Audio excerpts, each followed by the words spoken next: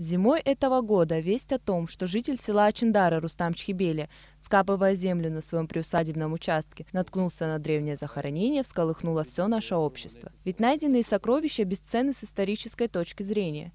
В могильнике были обнаружены части бронзового шлема, наконечники, копья и другие украшения. Предположив, что найденные предметы представляют археологическую ценность, Рустам обратился к президенту Абхазии. Рауль Хаджимба распорядился отправить на место находки артефактов представителей Министерства внутренних дел, Абхазского госмузея и археологов.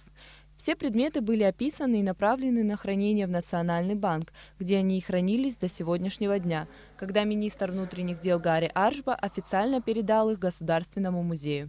Мы в присутствии директора Абхазского государственного музея выехали на место, описали все предметы, которые были обнаружены на месте. И все это было сдано в Государственный Центробанк Республики Абхазия.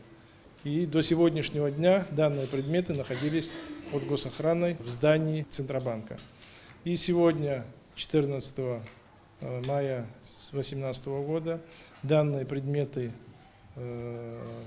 раскрыты, и мы сдаем все эти предметы Государственному музею. Со своей стороны директор музея Аркадий Джопуа отметил, что полученные материалы еще предстоит изучить. То, что было взято оттуда с места, мы сегодня же и получили, мы сегодня и принимаем, и в дальнейшем это будет обрабатываться как положено, будет публиковаться и тому подобное. То есть уже музейные дела пойдут, они будут храниться в наших фондах. Место, где было найдено захоронение, известный могильник, на котором еще 10 лет назад велись раскопки археологами Аркадием Джопуа и Александром Скаковым. Министерство культуры и историко-культурного наследия подготовило весь необходимый пакет документов на данный могильник. Заведена историческая справка, сделан ортофотоплан, нанесена геолокация.